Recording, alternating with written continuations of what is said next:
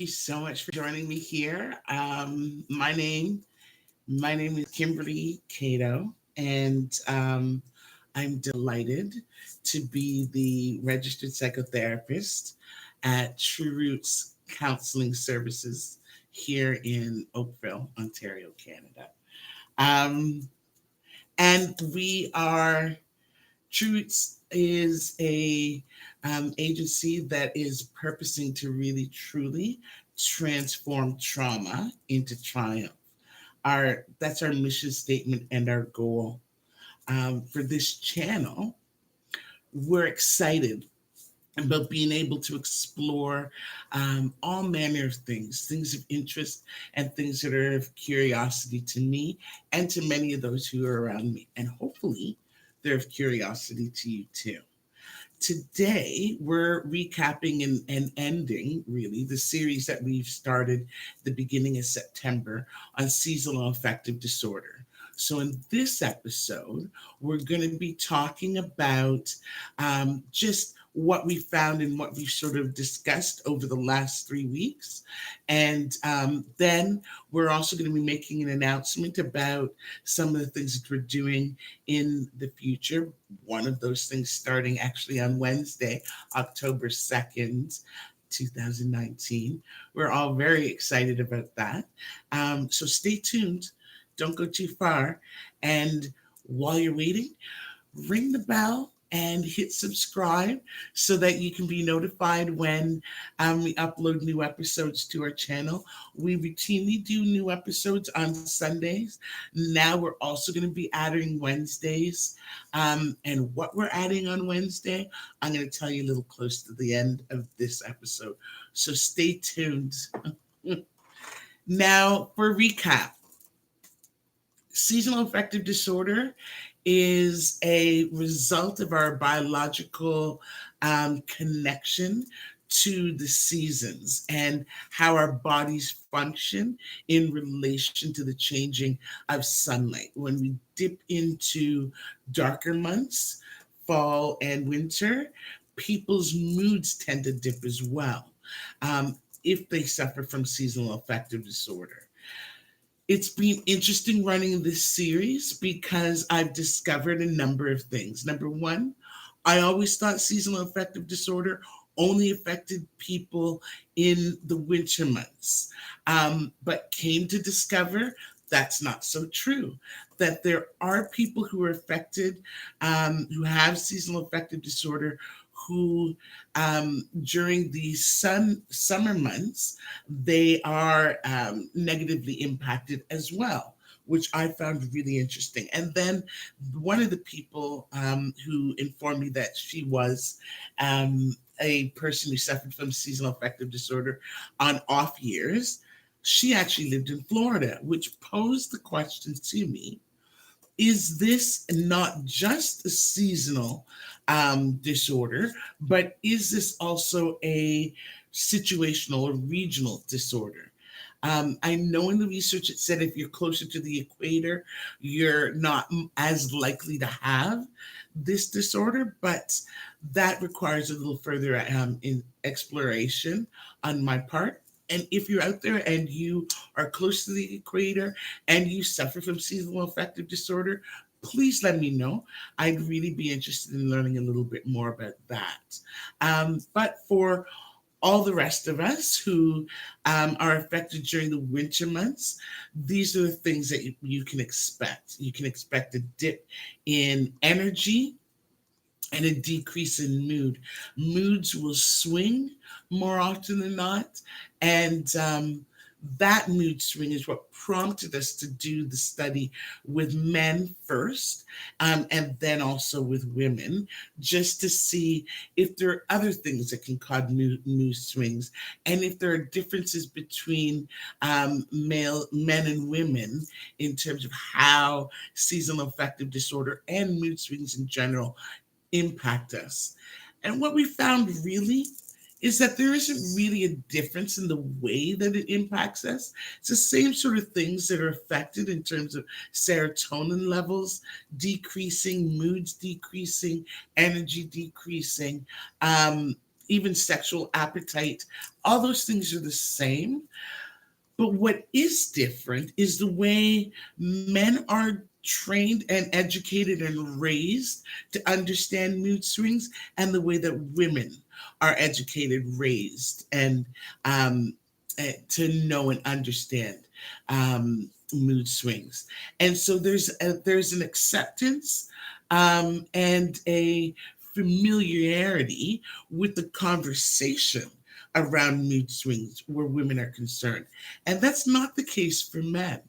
And so I just find that tidbit a little, very, well, not even a little, very interesting, that we need to be educating both men and women and boys and girls the same way about moods and emotions, so that they can actually formulate the language for it.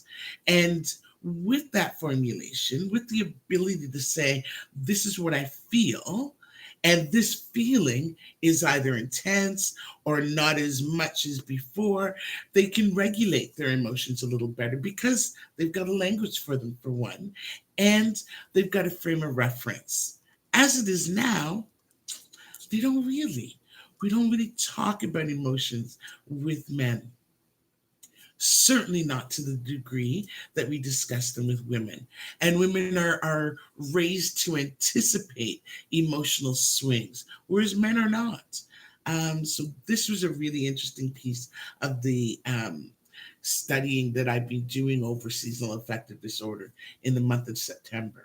Primarily brought up this study so that we could prepare for the winter months. And what we discovered is that general things are good practice to maintain. Number one, exercise, making sure to get your heart rate pumping and activity, and that will help in the decrease in serotonin levels. Also, hydration. Make sure to drink water that isn't licensed to go hog wild on whatever, but drink a lot of water. Make sure to stay hydrated. That really, really helps with the chemical balance within your system. And then the other thing is make sure to sleep. Make sure to be kind to yourself, particularly as your body demands a little more sleep. Give it a little more sleep. Don't be rigid. I know some people are very rigid about, I go to bed at this time and I wake up at this time. And that may well be so, but maybe in the winter and in the fall, as you're leading up to winter, you, if you notice that there's changes in your energy level and your clarity of thought, and changes in your mood, maybe be a little less strict on, only this time to this time sleeping patterns. Maybe get a little more sleep as your body is requiring it. Um, that pretty much sums up the things that we've learned and discussed over the last 3 weeks, this being the last of that series. I thank you so much for the information that you shared with me about how seasonal affective disorder is, in fact, affecting you. That I very much appreciate that open sharing. And I'm really grateful for the things that I've learned during the last 4 weeks, 3 weeks, not four, because this is the fourth week. Well, it's the fourth Sunday. At any rate, that's the end of that series. But make sure to go back and have a look at some of the other episodes if you missed them. And make sure to subscribe to the channel and ring the bell so that you're notified for new episodes. We're moving now into a couple of new things on our channel. The first being, it's starting on October 2nd, which is a series on cannabis. So it's called Cato's Cannabis Chronicles. Number one, because I'm Cato, and number two, because it's the Chronicles of Cannabis.